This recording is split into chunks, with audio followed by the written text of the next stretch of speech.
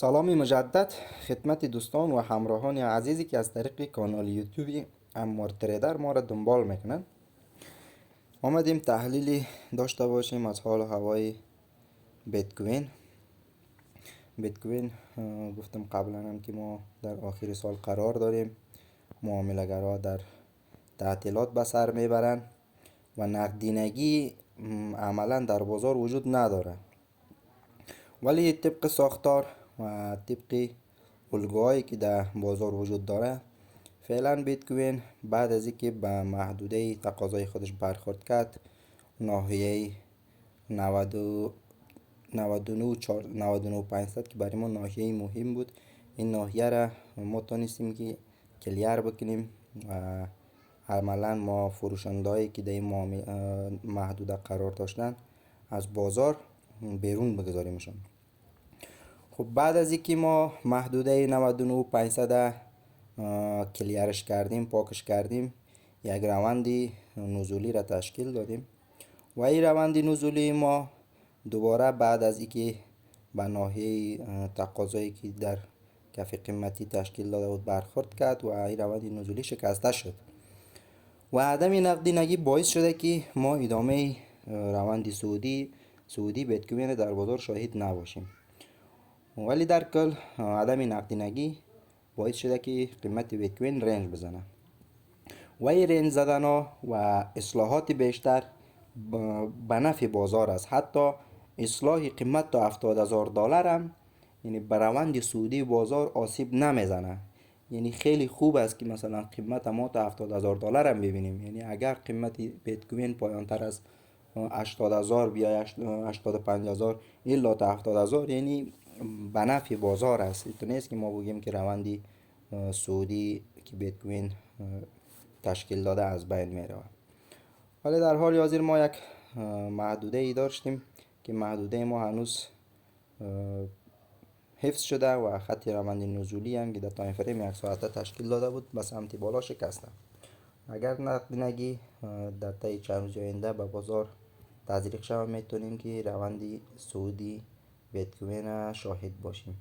ولی در حال حاضر ما روی روندی صعودی بیت کوین شرط نمیبندیم و منتظر می باشیم که نقدینگی به بازار تزریق شود و ساختار تشکیل شود.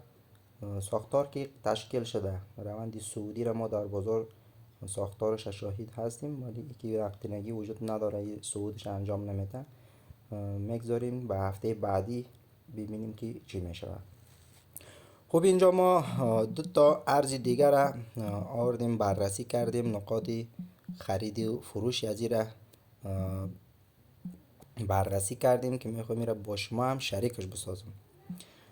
از او ارزا یکش ارز LTC است که ما ارز LTC را در تایم فریم 4 ساعته ما در یک الگوی کانال نزولی قرار داریم و این ارز LTC از کف کانال نزولی خودش حمایت شده و سمت بالا و فعلا هم در مدلاین کانال نزولیش قرار داره که این مدلاین مصادف میشه با آردر بلاکی که از کف کانال نزولی تشکیل شده.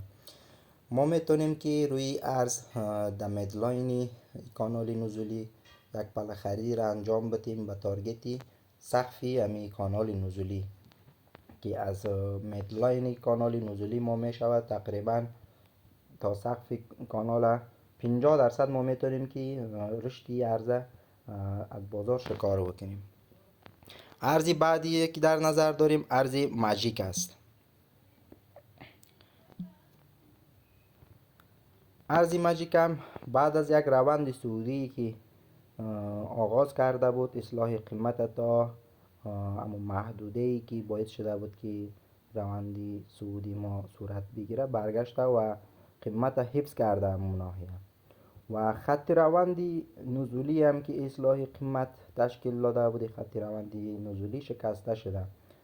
ما میتونیم که در محدوده 0.40 و 0.39 یک پله وارد شویم روی ارز ماجیک، خرید خود انجام بدیم به تارگتی سقف قبلیش میشه 0.72. اگر درصدیش در نظر بگیریم که درصدیش میشه تقریبا 78 تا 80% رشد دمی رو داره ای ارز دیجیتالی. خب این هم بود یک تحلیل بیت کوین و دو تا ارزی که در نقطه خرید خوب قرار داشت. اگر شما میخواین که ارزهای دیگه هم براتون تحلیل و بررسی بکنیم، در کامنت های ویدیو با ما شریک بسازین. انشاءالله به زودترین فرصت تحلیل از رو در اختیار شما قرار میدم. تا ویدیوی بعد شما را به الله پاک میسپارم.